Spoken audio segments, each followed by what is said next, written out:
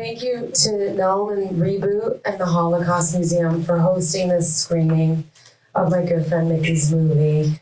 I've known Mickey for quite some time. He actually wrote the book on which we based Pitch Perfect. So we've been friends for a long time, had a lot of success together. And this is your directorial debut. It is. And watching it next to you, my heart was beating out of my chest. Why? I just always want to make you proud. I don't know. Oh my goodness. I just feel like you I'm rescued so me out of proud. a cubicle in New York and changed my life. And I always feel like I want to do right by you. Oh my goodness. Well, I think you did right by a lot of things with this piece. Why did you feel like this had to be the one that you directed, and what brought you to this story? It sort of started, it started with two ways. One, about 20 years ago, I went to the Anne Frank house. And I went alone, and I was just out of college, and I cry, all the things you expect is going to happen at the Anne Frank house. And then you do exit through the gift shop. And I remember being like, well, that's kind of weird. Like, who would buy this stuff? Like, it was weird. And that image always stuck out for me. And then in 2020, there was a study. It was the first 50-state study of young people and their knowledge of the Holocaust. And it revealed horrifying statistics, more than 2/3 of young Americans couldn't tell you how many Jews were killed in the Holocaust. 11% really did believe Jews caused the Holocaust. The study made international news, and it stuck out in my mind, like, how do we make a difference? And I didn't want to make an educational film by any means, but I felt like the way to get to young people is through comedy. So you speak this comedic language that they understand, to disarm them, and then you hit them with this message. That's it. And I got Reboot Studios, they were launching a studio, they put out a call for entries. I submitted this sort of crazy idea of the Anne Frank gift shop, and they were lucky. I was lucky that they took a chance. That's really amazing. You talk about comedy. I find the tone of this to be so special because I really think when I say a roller coaster, what I mean for me as the audience, I won't speak for anyone else, but maybe you guys can relate to how I feel watching this. It is very disarming. You're like, okay, you're involved with the characters for a minute. You're trying to understand what's going on for them, which is that I love it. It's like, well, everyone's just living their lives, Like, that's one of the things I think is really important about this is like, it actually did take everyone in the piece. This is an opportunity for them to pause and really think about, Anne Frank and the museum. And you're laughing until the moment when I really think there's like a wave of emotion, right? And then you nail us with the biggest joke in the entire piece, which is that that's not actually her grandmother. She really is, just wants to influence people. When I was writing it, I felt in the middle of the movie, we needed a huge laugh. Because, of course, you're listening to that story and you're thinking, okay, so here's the emotional moment. And I played with it in the editing room a million ways. There was music under it at one point, and then it felt you couldn't come back from it. But I knew I wanted to hit you emotionally, but then have a laugh so that you were really pulled back, and then we could really get the rest of the information in. But the craziest story of all, listen, everything in the movie is true. The Condé Nast Traveler joke, all the things in the movie are true. And that long story about Sally Frischberg is a very true, very sad story that I found while I was researching it. I went on YouTube. There was a UCLA talk with Sally Frischberg and her granddaughter, and I was so moved by it. And I was like, oh, I'll put this in. This will be funny. Fast forward all this time. We're promoting the movie. We send it here to the museum. We were going to do an event. We're going to donate some proceeds from this event to the museum. We want to share the movie with you. And this woman from the museum writes, and she says, OMG. And I was like, oh my God, OMG good, OMG bad. This good, but this. She said, Sally Frischberg's granddaughter works at the museum. Sally Frischberg's granddaughter, Fanny, she was supposed to be here tonight. She unfortunately had a death in the family. But it wasn't, I couldn't believe it. I almost fell out of my chair. And she, thank God, loved the movie. She shared it with her grandmother. We have an amazing video of Sally watching the movie. And at the end of the story, she says, "That's not my granddaughter." And then she reveals, she's, okay, I saw it on YouTube. And Sally laughs, the biggest laugh. And it was just the small worldness of it was mind-blowing. I couldn't believe it. It was wild. Can you talk a little bit more about the research? What did you not put? You must have been overwhelmed, frankly. Yeah, I did a ton of research. Of course, I started with the book. And then there was a Rolling Stone article about young people dressing up as Anne Frank on TikTok and how that was like trending on TikTok. I did tons and tons and tons of research. I had a professor who I sent multiple drafts to for accuracy. And then really the things that I started to take out was anytime it felt too educational, which is sort of one of the things I learned from you, which was going back to the humor. You have always comedy first, and then the rest will come. And then I started to take out some jokes, not because any one joke was more offensive than the other, but it was like 3 in a row somehow felt like too much. That's probably good. Yeah, for sure good. Better to err on the side of caution with the Holocaust. I think comedy, I think, makes information really sticky, right? It puts it in your brain in a way because you're having a physical reaction of laughter in this experience. And so it allows your body to sort of take in information. I find a little easier. So I love that's the tone you chose to sort of convey all of this. Can we talk, because we are in Hollywood and you made this thing, a little bit about, I think people love to know how. I think you sent the script. How long did you have the script before you figured out how it was going to get financed? How did you get these collaborators? You have such recognizable people. Kate Burton's in the band. It's amazing.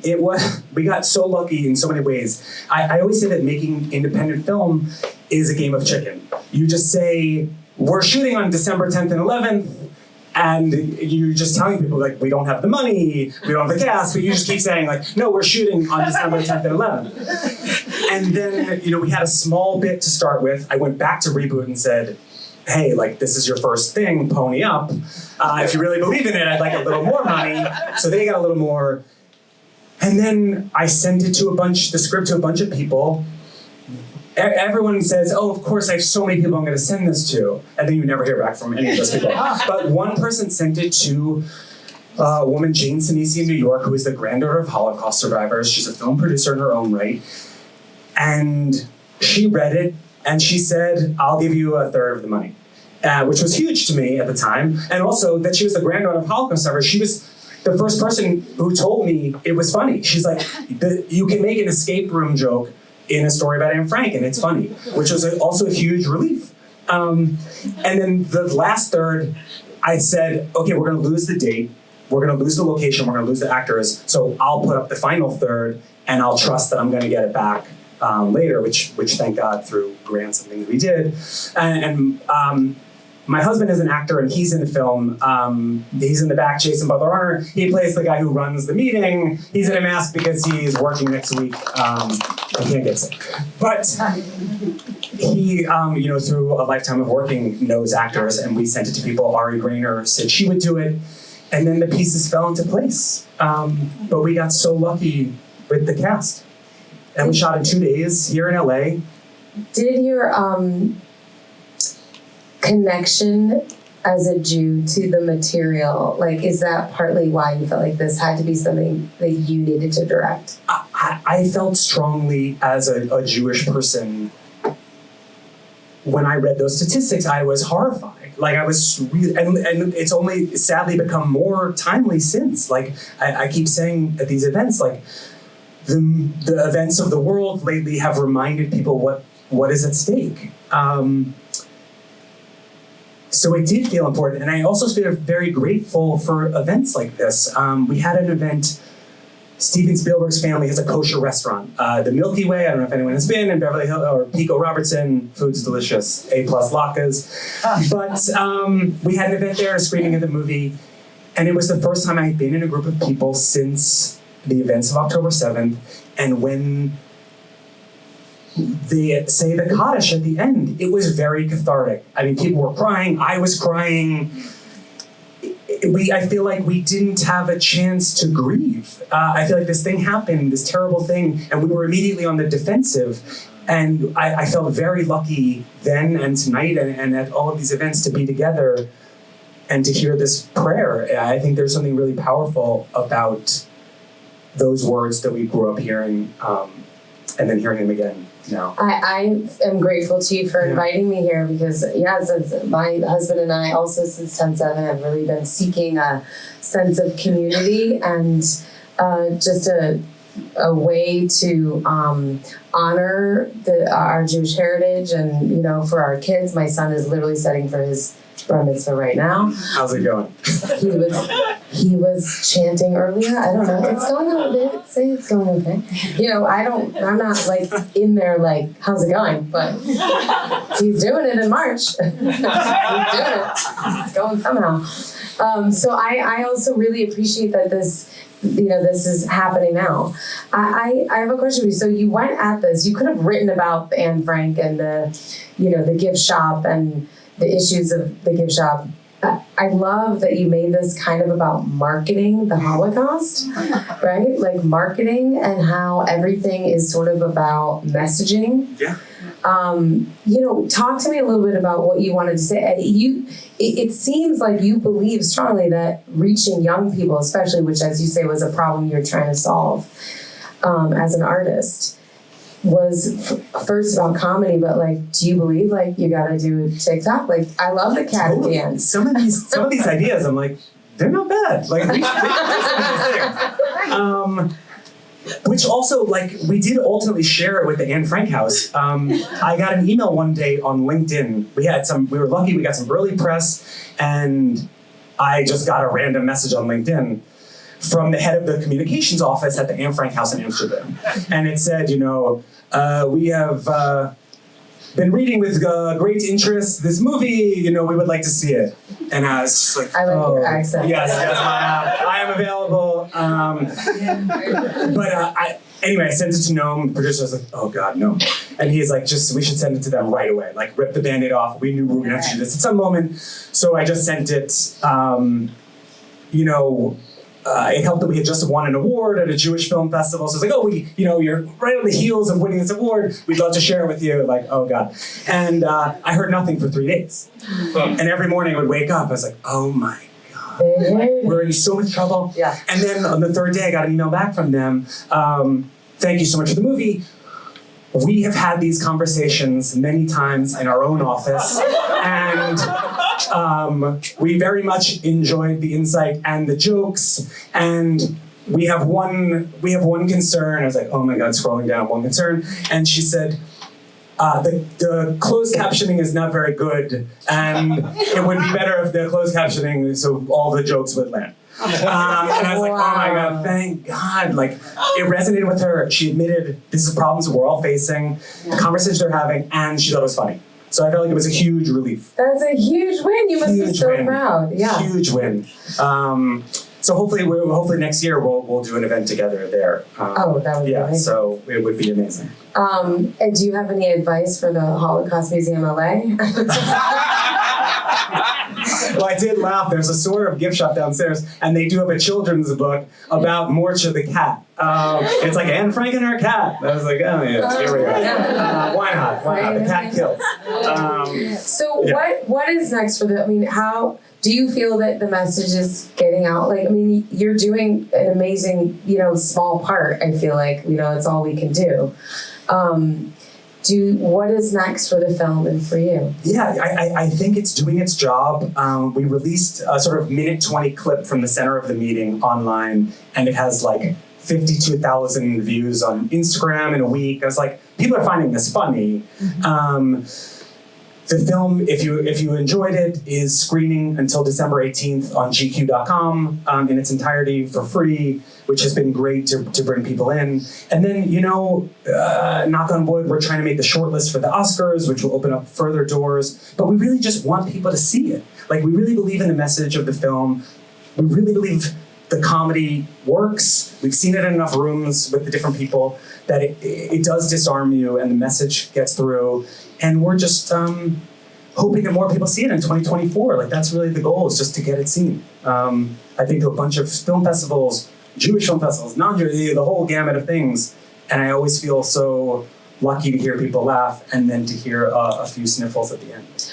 I think it's also speaks to what she was saying about, what is it, the empathy? Empathy fatigue. Fatigue. Which is a real thing that scientists found with young people, that they really do have access to tragedy in their pockets 24 hours a day. And they're desensitized to violence, which is kind of another way that comedy works.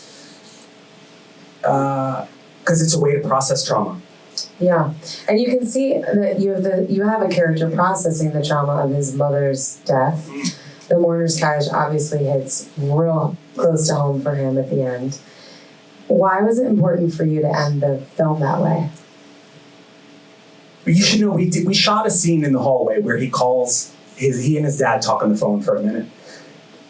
And it actually really does come back to Pitch Perfect. Because there was a thing, Elizabeth and Max Handel and her husband, who's here, who's produced the film, they always came back to this idea of, like, you can have the emotion, but you have to end with a joke. Like, you can hit, if you don't have a joke right after the Maudlin Saccharin thing, like, you failed. You gotta come back to a joke. So we had him in the hallway and he calls his dad and he's trying to connect with his dad. And his dad is, like, kind of rude the way parents can be. And he ends up just hanging up on his dad. And it was funny, but it was entirely unnecessary because we had the cats. The cats over Instagram in the end do everything that I wanted it to do at the end. But people have been asking about that sort of abrupt cut. And there's a moment in the movie that you may or may not have caught. It happens very quickly where he says, Anne's father, they were locked in this attic together for 2 years. And Anne's father read the diary and after Anne had passed, and he said, I don't know my own daughter. That's a true thing that he said. And we'll never know what conversation Anne and her dad would have had after. Like, I'm sure she would have talked to him and forgiven him. Like, who knows? But that conversation obviously never could happen. And thankfully, knock on wood, we live in a time where this guy can have that, he will live to have the conversation with his dad. That's awesome.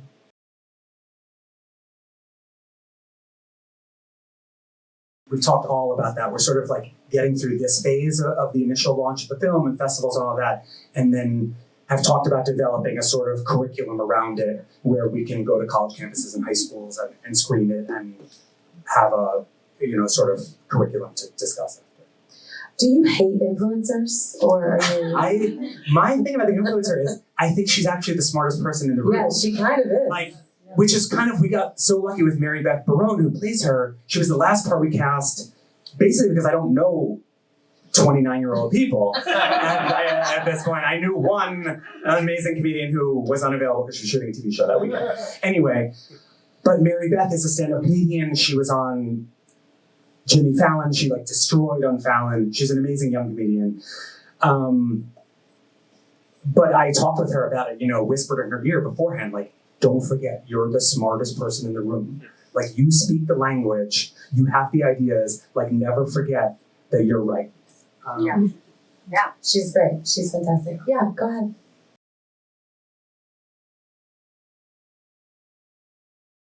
John? Yes, it's sort of wild, the Anne Frank house. When I went, it wasn't as hard to get in. Now it's it's like a hot restaurant.